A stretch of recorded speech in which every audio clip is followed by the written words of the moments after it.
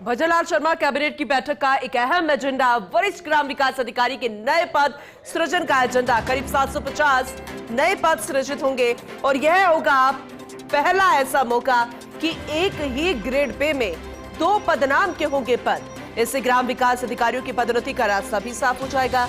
पंचायती राज से जुड़े सेवा नियम में संशोधन का अनुमोदन। देखिए, बेहद महत्वपूर्ण जानकारी हम आप तक पहुंचा रहे हैं। जैसा कि हम जिक्र कर रहे थे कि इस कैबिनेट की बैठक में महत्वपूर्ण बिंदुओं पर चर्चा होगी, मुख्य एजेंडे हैं और उसी के तहत ये महत्वपूर्ण एजेंडा वरिष्ठ ग्राम विकास अधिकारी के नए पद सृजन का एजेंडा। करीब 750 नए पद सृजित किए जाएंगे और ये पहला ऐसा मौका होगा कि एक ही ग्रेड पे में 2 पदनाम के पद होंगे। अब इससे क्या कुछ खास होगा ग्राम विकास अधिकारियों को लेकर, ये हम डिटेल में जानकारी लेंगे। हमारे साथ एसोसिएट एडिटर ऐश्वर्य प्रधान जुड़ चुके हैं। ऐश्वर्य, इन एजेंडों का ही हम जिक्र कर रहे थे क्योंकि बहुत ही महत्वपूर्ण एजेंडे जिस पर चर्चा होनी थी, अब इसे लेकर जरा अपडेट कीजिएगा।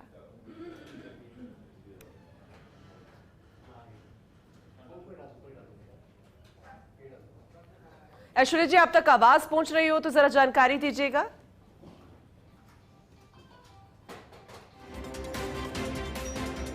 एक बार फिर से जुड़ने की कोशिश करेंगे। नेटवर्क इशू के कारण संपर्क नहीं हो पा रहा सहयोगी से, क्योंकि बेहद महत्वपूर्ण जानकारी आप तक पहुंचा रहे हैं। पदोन्नति का रास्ता होगा साफ ग्राम विकास अधिकारियों की और ये पहला ऐसा मौका होगा कि एक ही ग्रेड पे में 2 पदनाम के पद होंगे।